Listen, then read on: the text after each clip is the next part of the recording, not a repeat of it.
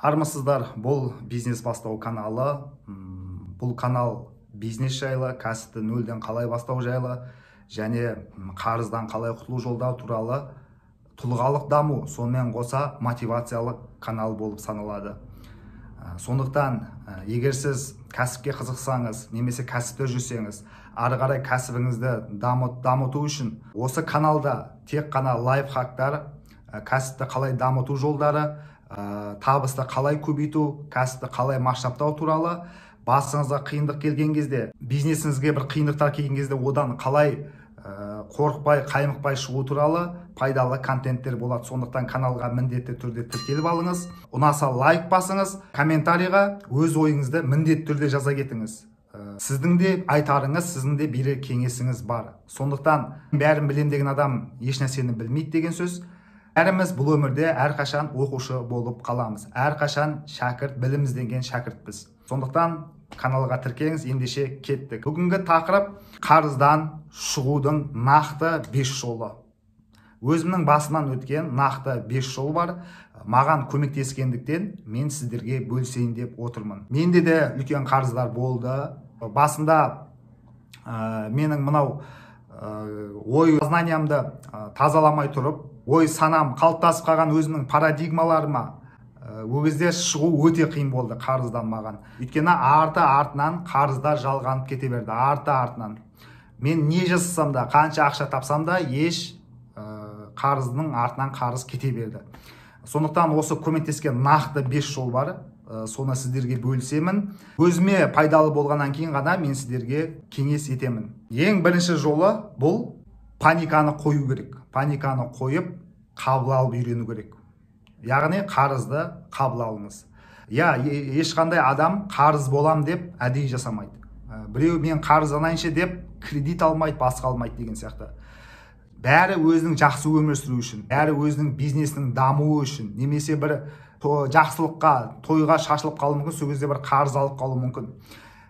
Ешкім бұндай халге түсем деп ешкім ойламайды. Сондықтан қарызға түстіңіз ба, үлкен қарыз келді ма, паниковать етпей, қабыл алып үйрену керек. Себебі адамды паника, адамды осындай абыр-сабыр құртады. Паниковать еткен құртады адамды. Мысалыға, суға жүз алмайтын адамды суға лақтырып жіберетін болса, ол адам суға мен жүз алмаймын деген сияқты өз-өзін былай паниковать етіп, күші таусылып, соңында судың астына кетіп батып кетеді деген сияқты. Ал егер паниковать етпеген адам болса, мейлі ол жүз алмаса да суда, сол адам суға лақтырып жіберсе, саспай тұратын болса, барлығын қабылдап алып, сабырлықпен кішкене тұтатын болса, ол адамда күш бітіп, судың бетіне өзі қалықтап шығады екен. Міне, адам паниковать етіп, өзінің күшін құртып алады. Адам абыр-сабыр болып, ойбай не болады екен деп өзінің күшін құртады. Соңында міне батады деген сол. Соңында ешқандай қауқары болмай қалады. Соңында қарызға одан сайын кіреді деген сол. Сондықтан бірінші маған көмектескен ең керемет жол бар қарызды қабыл алу керек, паниковать етпеу керек. Ары қарай осыдан енді қалай шығамын, қандай жолдары бар деп отырып, ойланып, осыны қолға алу керек. Мысалға, сіз бір 200 мың жалақыңызды аласыз, немесе 500 мың аласыз, немесе 300 мың аласыз. Ал сіз 1 миллион қарызға кіруіңіз мүмкін. Болады ғой өмірде. Одан да көп болуы мүмкін, немесе сол айлығыңызбен бірдей 500 мың кредитқа, қарызға кіріп кетуіңіз мүмкін. Сол кезде бір ай бойы істеген айлығыңызды беруге болады, бірақ ол жалғасып кете беруі мүмкін. Ал сол бір айдың ішінде сіз басқа азық түлік алмайсыз ба, киім кимейсіз ба, бала шағаңызға құртпайсыз ба, сіздің баратын жеріңіз жоқ па, той томалағыңыз жоқ па деген сияқты. Міне, осының бәрін ойланып, паниканы қойып, тек қана енді оны қалай құтыламын, қалай артық күш жұмсамаймын, қалай мен өз-өзімді сабырға келтіріп, мынадан тез құтыламын деген сияқты осылай отырып, ойланып, жақсы бір жолдарын ойластыру қажет. Екінші жол. Мен қарызға кірдім екен деп өз-өзіңді кінәлағанды қой. Қазақта жақсы сөз бар, жаңағы беліңді бекем бу деген сияқты. Мысалы басыңа қандай іс түссе де беліңді бекем бу керек, қарсы алу керек болды. Кейбір адамдар бар, бұлай болмағанда мен қарызға кірмес едім, бұлау анау кінәлі, мынау кінәлі, бұған мен сол адамның артынан, сол адамның кесірінен мен қарызға кірдім деген сияқты адам өз-өзін кінәлай бастайды. Өзін кінәлаған адам ешқашан күш қауқар болмайды. Өзін кінәлаған адамда ешқашан энергия болмайды. Өзін кінәлаған адам қарыздың артынан қарызға ілініп кете береді. Сондықтан қандай жағдай болса да, кеудеңізде жаныңыз бар ма? Кім қарызға кірмей жатыр? Кім түспей жатыр? Бұл өмірдің несіне, шырғалаңына. Сондықтан қандай жағдай болса да, сол қарыздан шығатын сіз ғана болғандықтан өзіңізді кінәламау керек. Өзіңізді кінәлайтын болсаңыз, ары қарай сізде даму да болмайды, прогресс те болмайды.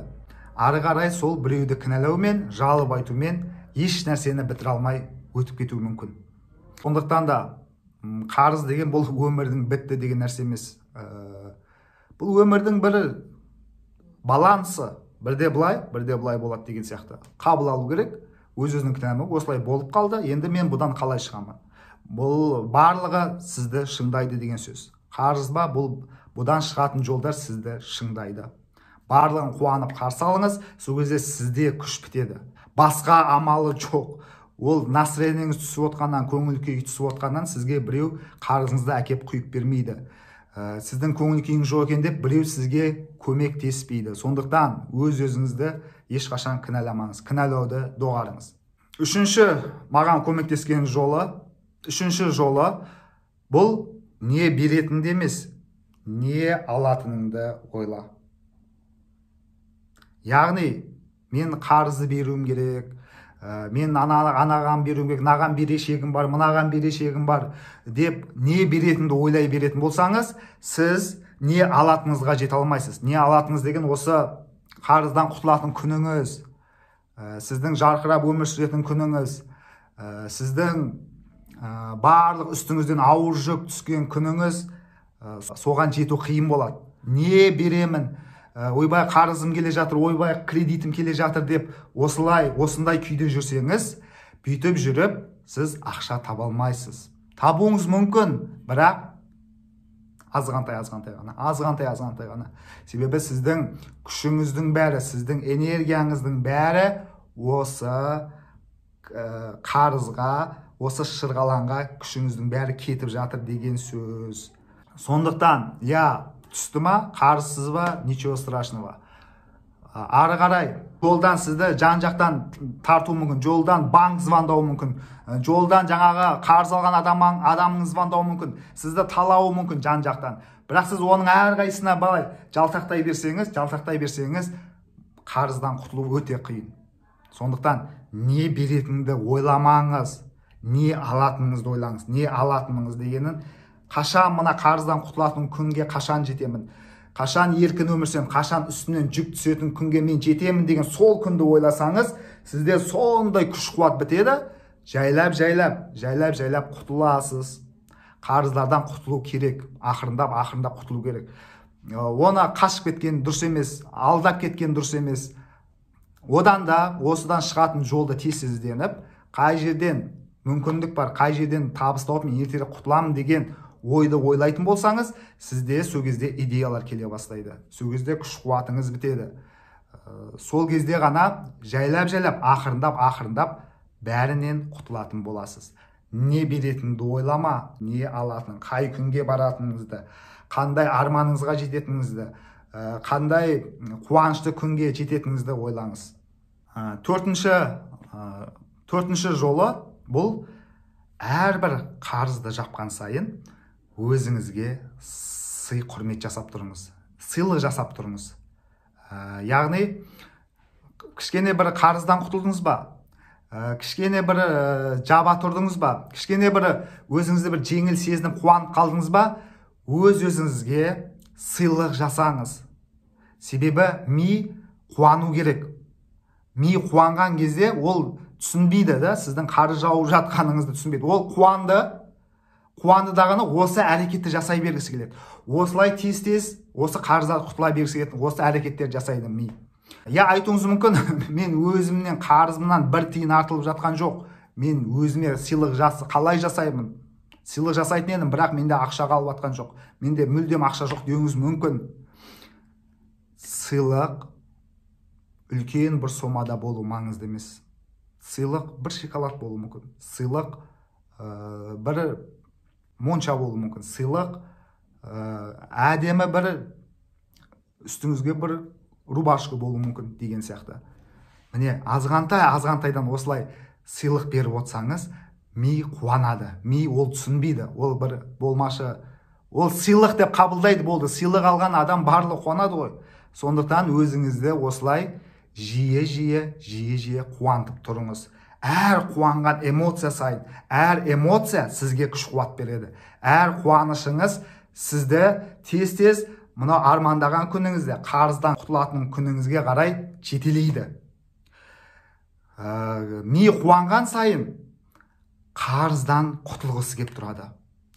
Қарыздан құтылатын мүмкіндіктерді іздей бастайды сол кезде.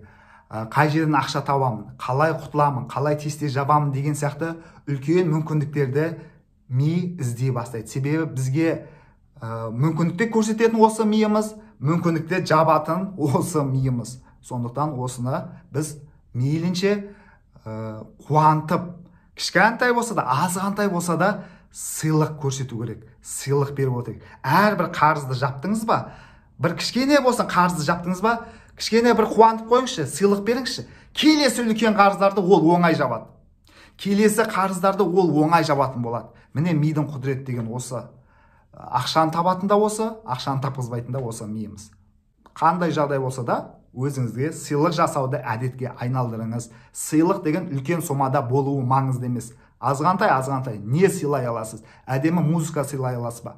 Таза ауа сыйлай аласыз ба? Міне осындайдан басталады. Барлығы қарапайым нәрселерден басталады. Бұны күнделікті жасап жүрсіз, бірақ сіз мән бермейсіз деген сөз. Так, 5-ші жолы бұл сізге энергия керек. Қарыздан құтылу үшін сізге үлкен энергия керек. Энергияның ағуын тоқтату керек. Энергияның ағуы дегеніміз бұл сіздің ойыңыз қайда кетіп жатыр. Жаңағы қай жерге мазаңыз кетіп жатыр.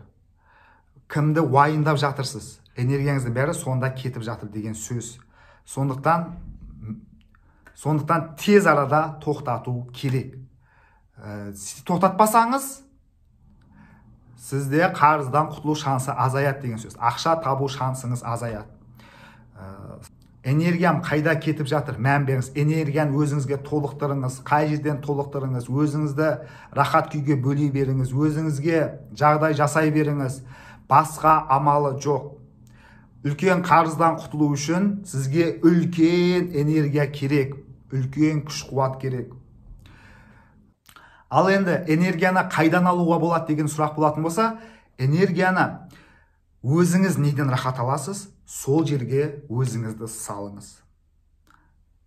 Таза ауа, жүгіру, медитация, дәмді тағамдар, үстіңізге әдемі бір көйлек, немесе әдемі бір киімдер, барлығы энергия сізге қай жерден келіп жатыр, соны өзіңіз сезіңіз, соны ала бастаңыз. Энергияңыз азая бастаған кезде сізде күш қуат болмайды. Қарыздан құтылу үшін энергияңыз мықты болу керек. Сол үшін энергияңызды толықтыра беріңіз. Ізденіңіз. Себебі қарыздан құтылатын сіз ғана, басқа ешкім әкеп бермейді еш жерден. Сондықтан ақшаны табатын сіз болғандықтан өзіңізге құя беріңіз. Өзіңізге энергияны толықтыра беріңіз. Өзіңізге эмоция сыйлаңыз. Өзіңізге күш қуат сыйлаңыз. Сол кезде сізде үлкен бір амбиция пайда болады. Үлкен бір позитив пайда болады. Өзіңіздің жаңа бір идеяларыңыз қалыптасады. Міне, ең нақты 5 жолы осы. Ал енді қосымша тағы бір жолы бар. Қосымша осы жолды айта кетейін сіздерге. 6-шы қылып бұл мысалыға сіз алатыныңыз 300 мың айлық делік, қарызыңыз 200 мың болсыншы, жарайды, 250 мың болсын, 200 мың. Енді сіз алатыңыз 300 мың, айма-ай 200 мың теңге қарызыңызға кетіп жатыр делік. 100 мың теңге неге жетеді қазір? Оны өзіңізде білесіз. 100 мың теңге өте қиын өмір сүру. Бірақ адамның басынан артылмайды 100 мың теңге. Ол да жетпейді. Ал сіздің семьяңыз болуы мүмкін, сіздің отбасыңыз үлкен болуы мүмкін. Енді мен осы 300 мың айлықпен жүріп, мынандай 200 мың, 250 мың, 200 мың қарызды жабу үшін не істеуім керек дейтін болсаңыз, сіз 200 мың, айма 200 мың кредиттің 150 мыңын төлеп, 50 мыңын өзіңізге салып отырыңыз. 50 мыңын өзіңізге салып отырыңыз. Не үшін салу керек өзіңізге? Себебі сіз дамуыңыз керек, сіз өсуіңіз керек. Ал егер бір ай бойы пахат етіп, бір ай бойы бір ай бойы жұмыс істеп, тапқаныңыз бәрін сол жаққа сала берсеңіз, сізден қор сүлдеңіз ғана қалады деген осы. Идеяда келмейді, түсініп отырсыз ба? Түсіндіре алдым ба? Идея келмейді. Осылай бір ай бойы пахат етіп, есек сияқты жұмыс жасайсыз, ал оны аласыз, бірақ бересіз. Тапқаныңызмен бере салсаңыз, миыңыз қуанып жатқан жоқ, сіздің денеңіз қуанған жоқ. Сезінбей жатыр.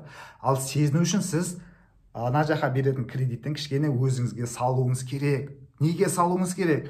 Себебі сіз тез мына қарыздан құтылу үшін сізге энергия керек, сізге күш қуат керек, сізге үлкен бір өз-өзіңізге деген сенімділік керек. Сондықтан барлық ақшаны салмай, кредитіңізге кішкене 150 мыңын төлеп отыр, 50 мыңын өзіңізге салыңыз. 50 мыңын салсаңыз, сізге 500 мың болып келеді. 50 мыңын өзіңізге салсаңыз, сізге 5 миллион болып келеді. Себебі сіз дамуыңыз керек, сіз өсуіңіз керек. Сізге сол кезде күш қуат бітеді. Ал былай артынан жалғаса беретін болса, адамда, қарыз ала беретін адамда мышление должника деген қалыптасады. Яғни сондай ой қалыптасып қалады адамда. Так, мына жер қай банктен қарыз алсам болады, кімнен қарыз алсам болады, қай жерден қарыз алсам болады деп адам үнемі сондайларды іздеп қалады. Ол мына жерге установка тұрып қалады, осы жерге тұрып қалады. Мышление должника, яғни қарыз алушының санасы қалыптасып кетеді осы жерге. Сіз қандай идея келеді сізге? Қай банктен алып, мына банктегі қарызымды жабуға болады. Мына банктен тағы аласыз, ана банкке, сонымен қарыздың тармақталып кете береді. Қарыз өсе береді деген осы. Сондықтан біреуін тоқтату үшін басқа қарызды алмау керек. Өзіңізге салыңыз, өзіңізге салып тұру керек. Сол кезде сізде идеялар келеді. Сол кезде ғана қосымша доход көздерін іздейтін боласыз. Міне маған көмектескен осы, нақты 5 жол осы. Сіз қарыздан қалай шықтыңыз, сізге қалай көмектесті, не көмектесті? Комментарийға өз ойыңызды жаза кетіңіз. Әркімнің ойы маңызды. Мен білмейтін нәрселерді сіз білуіңіз мүмкін. Сондықтан осылай бір-бірімізге көмектесу арқылы, бір-бірімізге кеңес беру арқылы біз Қазақстанның халқының жағдайын жақсартамыз. Біз адамдарды жақсы өмірге, бақытты өмірге қарай жол сілтейміз. Жақсы қуанып жүрген адамда ғана жақсы отбасы қалыптасады, жақсы өмір сүру дағдысы қалыптасады деген сөз. Сондықтан каналға міндетті тіркеліңіз. Келесі видео сабақтар барлығы осы. Бизнес жайлы, адамдардың жақсы өмір туралы, тұлғалық даму туралы, кәсіп туралы және қарыздың алдын алу туралы видеолар болады. Ұнаса лайк басыңыз, және қарызда жүрген достарыңыз болса, осы видеоны міндетті түрде тарата жүріңіз. Олар да өсіп өнсін, олар да үйренсін, олар да күш қуат алып, мына үстіндегі ауыр жүктен құтылады деген үлкен сенімім бар. Мен сіздермен қоштаспаймын. Келесі видео сабақтарда жолыққанша сау саламат болыңыздар. Барлығымыз бай қуатты болайық.